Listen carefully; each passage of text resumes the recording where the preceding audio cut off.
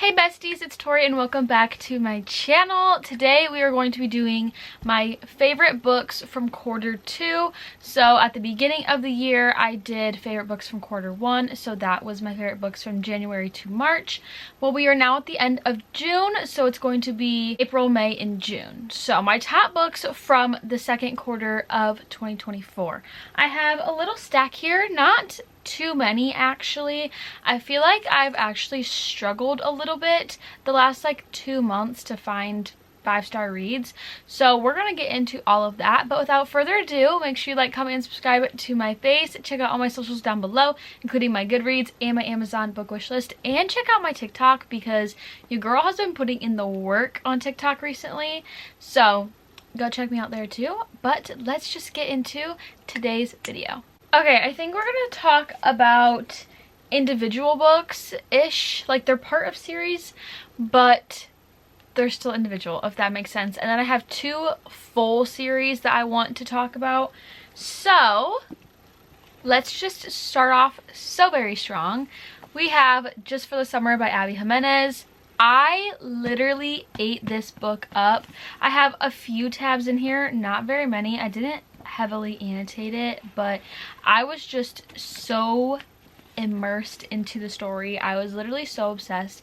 Basically, this book follows Emma and Justin. So Justin makes a Reddit post and Emma sees it and she replies to it. Basically, this Reddit post is about how Justin thinks he is cursed because anytime he dates a woman after they break up, they find their true love after breaking up with him. And Emma responds and is like, oh my gosh, the exact same thing happens to me.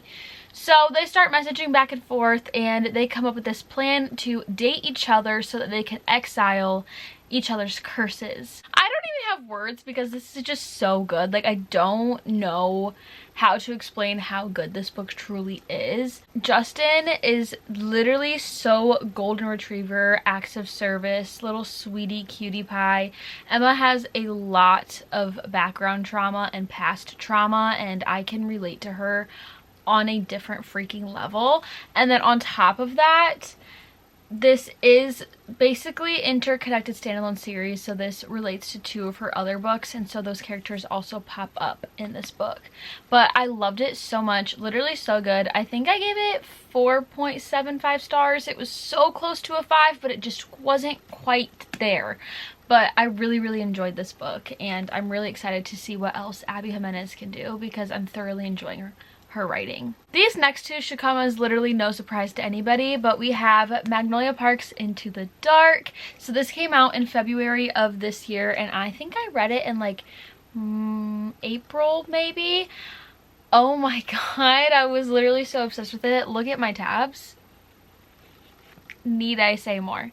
Need I say more? Obviously this is a 5-star.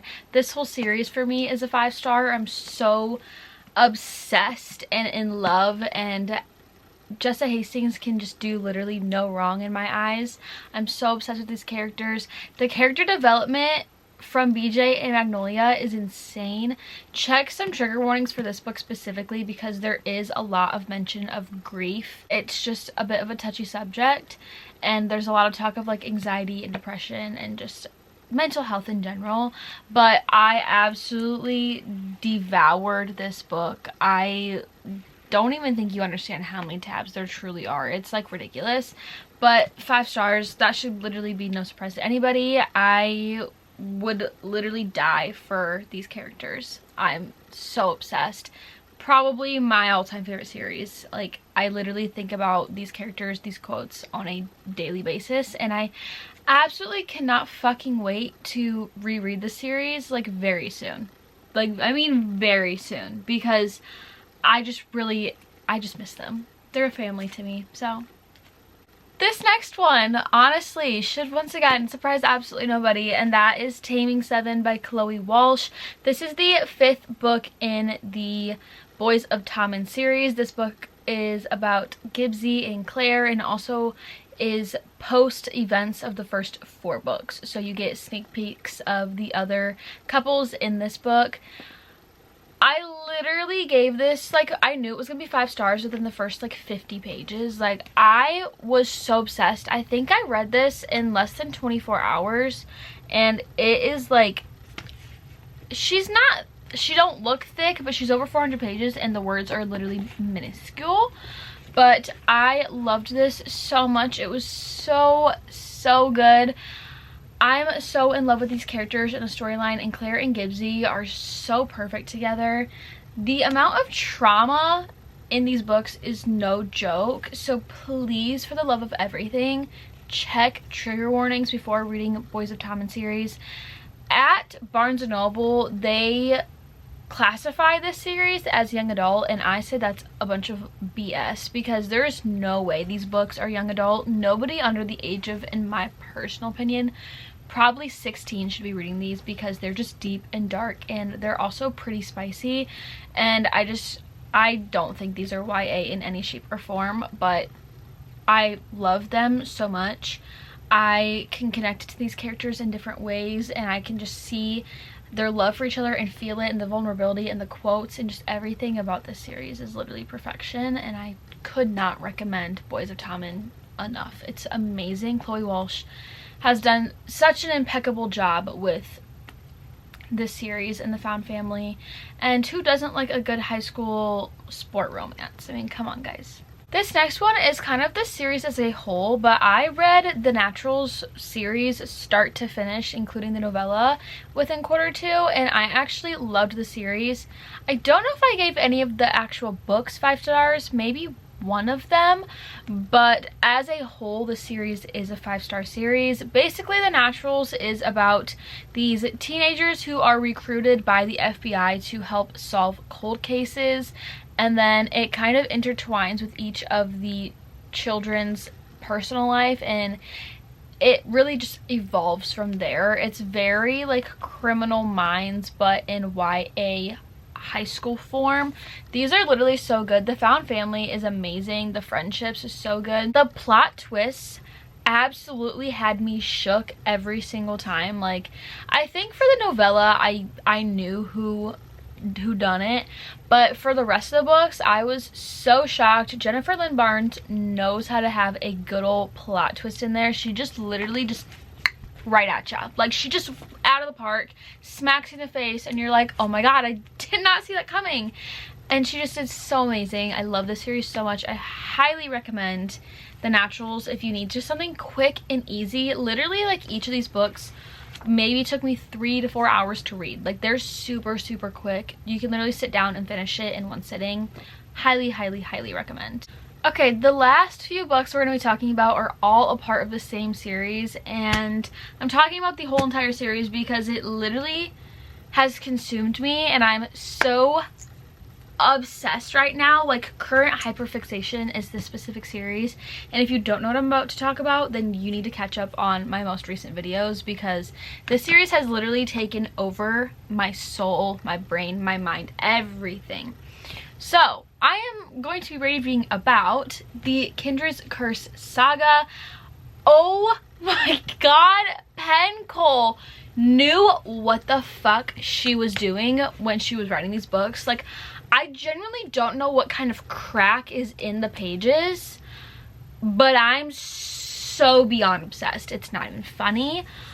Holy shit, obsessed, literally amazing. So I'm going to do my best to explain this series as vaguely as possible. I literally knew nothing when I was going into these books, but I think that's the best way to go about it.